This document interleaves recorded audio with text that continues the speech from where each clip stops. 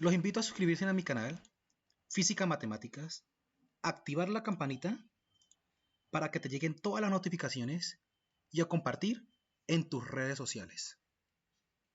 Bienvenidos al curso de la ley del seno y del coseno. En este video vamos a ver la ley del coseno. Conceptos básicos. Introducción.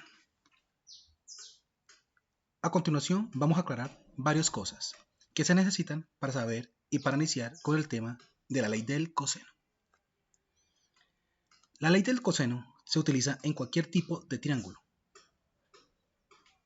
pero más que todo se utiliza en triángulos oblicuángulos, que quiere decir que se utilizan en triángulos que no sean rectángulos.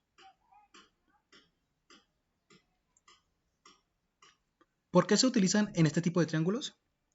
Porque generalmente cuando los triángulos son rectángulos, es decir, cuando tienen un ángulo recto, se utiliza el teorema de Pitágoras o razones trigonométricas. Segunda cosa que vamos a ver, que lo vimos al inicio de la ley del seno, es que en cualquier triángulo se les pone a los ángulos letras mayúsculas. Por ejemplo, aquí tenemos el ángulo A, el ángulo B y el ángulo C. No importa en qué orden y no importa el tipo de triángulos que sea, lo importante es que no tenga ángulos rectos.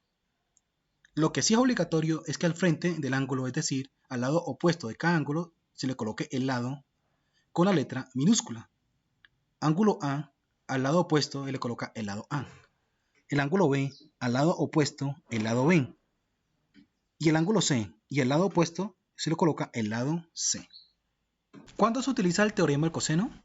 Cuando conocemos un ángulo y los dos lados que lo forman, o cuando conocemos los tres lados.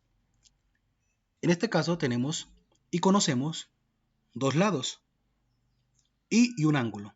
Aquí tenemos el ángulo de 56 grados. Y podemos decir que cuando conocemos el ángulo y los dos lados que lo forman, ya sabemos que se puede utilizar el teorema del coseno. Y lo otro es cuando se conocen los tres lados. Como por ejemplo, en este triángulo conocemos los tres lados. Entonces, podemos realizar el teorema del coseno. Si queremos hallar el lado B de ese triángulo, el teorema del coseno dice, ojo, al comienzo es muy diferente al teorema de Pitágoras. El cuadrado de ese lado, es decir, el cuadrado del lado B, es igual a la suma de los otros dos cuadrados, es decir, del lado A y del lado C. Pero a eso se le resta el doble de esos dos lados. Se le resta el lado A y el lado C, el doble. Y lo multiplicamos por el coseno del ángulo opuesto del lado B, es decir, de este ángulo. Y nos quedaría b al cuadrado es igual a al cuadrado más c al cuadrado menos 2 por a por c por el coseno de b. Esto es cuando queremos conocer el lado b.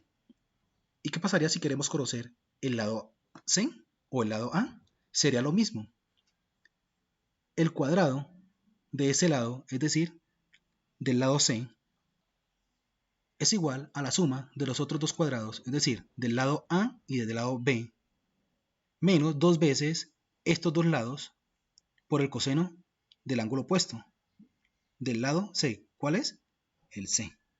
C al cuadrado es igual a al cuadrado más b al cuadrado menos dos veces a por b por el coseno de C. Y el mismo proceso haríamos con el lado A. El cuadrado de ese lado es igual a la suma de los dos cuadrados, o sea, los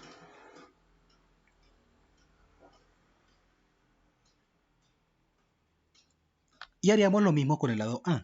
El cuadrado de ese lado es igual a la suma de los dos lados, o sea, de los dos cuadrados, menos dos veces estos dos lados por el coseno del ángulo opuesto del lado A, es decir, el ángulo A.